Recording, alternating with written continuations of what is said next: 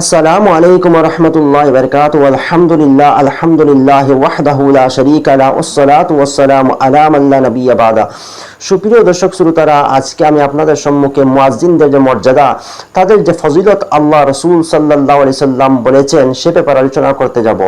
আমাদের সমাজের মধ্যে প্রায় সময় দেখতে পাওয়া যায় কাউকে আজানের কথা বললে টাল বাহানা করতে থাকেন আজান না দেওয়ার জন্য।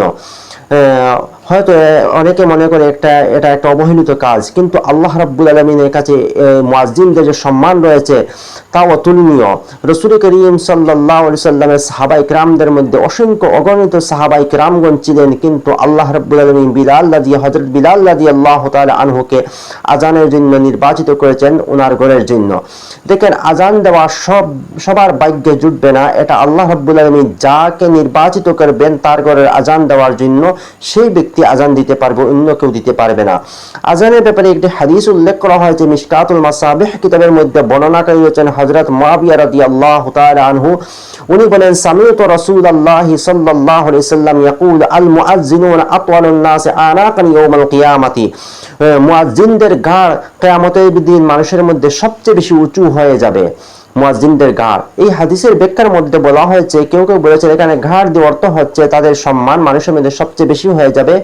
আবার কেউ বলেছেন না, তাদের ঘাড় সত্যিকারের লম্বা হয়ে যাবে, যাতে হাসরবাসী দেখতে পায় যে এরা মুয়াজ্জিন ছিল, পৃথিবীতে আল্লাহ রাব্বুল আলামিনের ঘরে আজান দিয়েছে, তাই এই সম্মান দেওয়ার জন্য তাদের ঘাড় উঁচু হয়ে যাবে। আরেকটি হাদিস যেটা হযরত আবু সঈদ খুদরি রাদিয়াল্লাহু তাআলা আনহু থেকে বর্ণিত, রাসূল করিম সাল্লাল্লাহু আলাইহি সাল্লাম বলেছেন, মাদা সাউতিল মুআজ্জিনি জিন্নুন ওয়ালা ইনসুন ওয়ালা শাইউন ইল্লা শাহিদা লাহু ইয়াউমাল কিয়ামা। এই হাদিসের মধ্যে বলা হয়েছে মুয়াজ্জিন যখন আজান দিয়ে থাকে, মুয়াজ্জিন যখন আজান দেয় তখন মুয়াজ্জিনের আজান মানুষ, জিন এবং যতগুলো জিনিস শুনতে পায়, গাছপালা যা কিছু শুনতে পায় সবকিছু কিয়ামতের দিন এই মুয়াজ্জিনের জন্য সাক্ষী হয়ে যাবে। সবাই বলবে যে আল্লাহ রাব্বুল আলামিনের কাছে এই লোকটা তোমার ঘরে আজান দিয়েছে, এই বলে তার নাজাতের কারণ হয়ে যাবে। আরেকটি হাদিস যেটা হযরত আব্দুল্লাহ ইবনে আব্বাস রাদিয়াল্লাহু তাআলা আনহুমা থেকে বর্ণিত, এই হাদিসের মধ্যে রাসূল করিম সাল্লাল্লাহু আলাইহি সাল্লাম বলেছেন, মান আযানা সাবআ সিনিনা মুহতাসিবান কুতিবা লাহু বারাআতাম মিনান নার। যে ব্যক্তি 7 বছর আজান দিবে, শর্ত রয়েছে 7 বছর আজান দিবে আল্লাহ রাব্বুল আলামিনের সন্তুষ্টি অর্জনের জন্য, আল্লাহ রাব্বুল আলামিন তাহাকে জাহান্নামের আগুন থেকে মুক্তি দিয়ে দিবেন, অর্থাৎ জাহান্নামের আগুন থেকে সেই ব্যক্তি নাজাত পেয়ে যাবে। আরেকটি হাদিস যেটা ইবনে মাজাহ কিতাবের মধ্যে উল্লেখ হয়েছে, ইবনে মাজাহ একটি প্রসিদ্ধ হাদিসের কিতাব, এই হাদিসের কিতাবের মধ্যে উল্লেখ করা হয়েছে, বর্ণনাকারী রয়েছেন হযরত আব্দুল্লাহ ইবনে ওমর রাদিয়াল্লাহু তাআলা আনহুমা।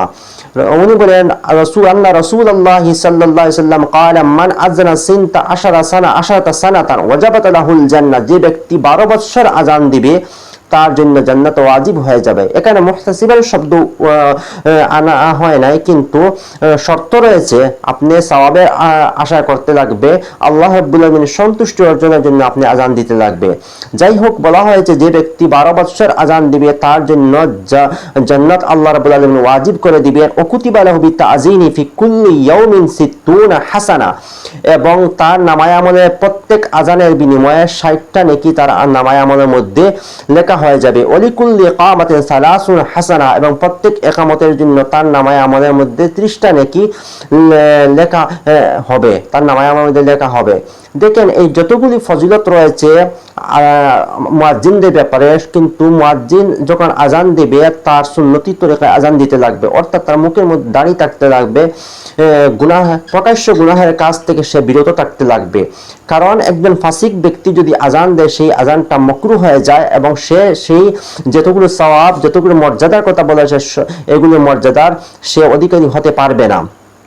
তাই আজান দিতে হলে প্রথম আপনি সুন্নতুল তরিকায় আজান দিতে লাগবে, এবং আজানের যে শব্দগুলি রয়েছে সেই শব্দগুলো শুদ্ধ যে জায়গা থেকে আসার কথা, প্রত্যেকটি হরফ সেই জায়গা থেকে শুদ্ধ করে আজান আপনি শিখে আজান দিতে লাগবে, এবং যেভাবে আজান দেওয়ার কথা ফিকহের কিতাবের মধ্যে উল্লেখ করা হয়েছে সুন্নতি তরিকায় সেভাবে আপনাকে আজান দিতে লাগবে, তাহলে আপনি সেই সওয়াবের অংশীদার হয়ে যাবেন।